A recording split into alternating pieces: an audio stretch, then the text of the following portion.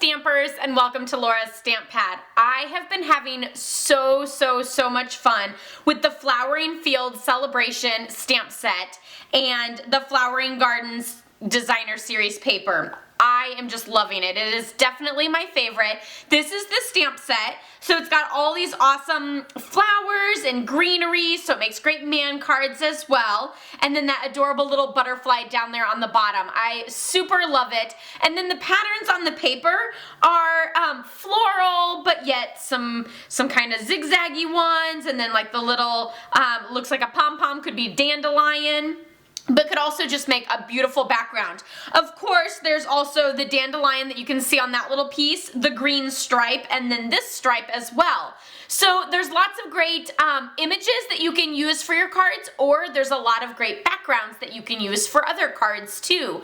So today I just wanted to show you a little bit about blender pens and how I colored with the flowers and how to use up your designer series paper as well as coordinate with the flowers in the stamp set.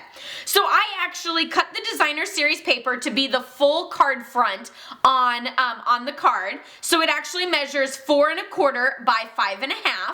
And whenever you cut that, you can get 4 1/4 by 5 1/2 times 2. So then it's this, and then you end up with this little piece at the end.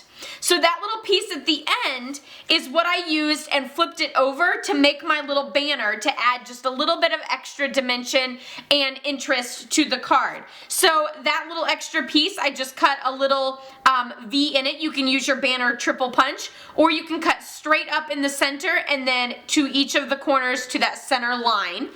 And then I just took a small little greeting. I used the Crazy About You stamp set, which has some amazing greetings on it. Stamped the little greetings and then stamped the flower and colored them in. So I'm going to set these aside and bring in a little piece that I stamped. I went ahead and I stamped it with one of the flowers, and I used the basic gray archival ink so that I can use that with watercoloring. So here, let's zoom in while we play with this. Okay, so I'm going to be using Blackberry Bliss and Old Olive, and I have my blender pen here. So I'm just going to tap it in the ink and then just kind of start coloring. And it's when you first tap it in the ink, it's going to come out really dark. So you're going to want to focus that on more your darker areas, or you can always kind of brush it off a little bit onto a piece of scrap paper until it gets the color that you like. And you'll see that you're really just coloring as if you were coloring with a marker. But you'll notice that the more you color, the more it starts to get lighter and lighter and lighter. And that lighterness, that's where you can actually play with the shading and sort of add a little texture and dimension with your project.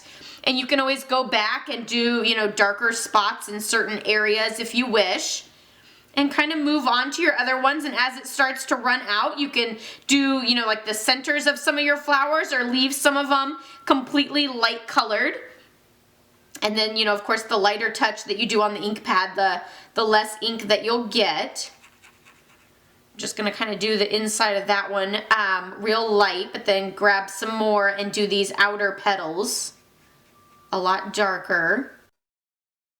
I'm not really an artist when it comes to the watercoloring look and the whole light, where the light is coming in, so that is definitely not my forte. I just color until I get the desired look, and it's usually dark because I like a nice dark look. I was definitely the kid that broke all the crayon tips.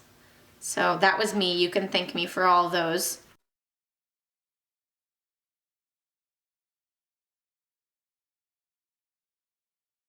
And there we have all of our flowers. And then I'm just going to take this piece of scrap paper and just kind of run the marker clean. And then now I can move on to green. And again, I'm using Old Olive.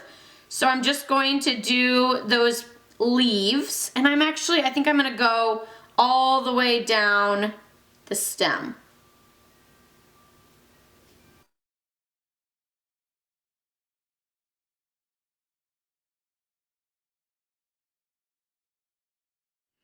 And then you can always go back and do, you know, some little highlighting and do like, you know, half of all of the leaves in a darker green, or just kind of add, you know, in different spots if you want. It's all up to you until you get that achieved look that you're going for.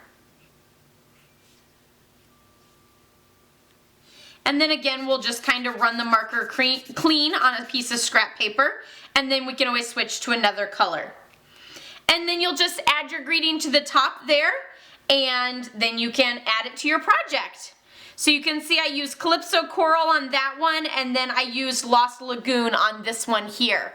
So super fun way to use your Flowering Fields stamp set and the Coordinating Designer Series paper with your blender pens to create those beautiful flowers for any upcoming occasion. Be sure to check out my blog, laurastamppad.com, so you can see more pictures of these samples. And let me know which one's your favorite in the comments below. Do you like the blue flower? Do you like the purple flower? Or do you like the coral flower? I'd love to hear from you and see which one your favorite is. I think mine is the coral flower. So I would love to hear from you. Leave me a comment down below, and I will see you next time. Happy stamping. Bye-bye.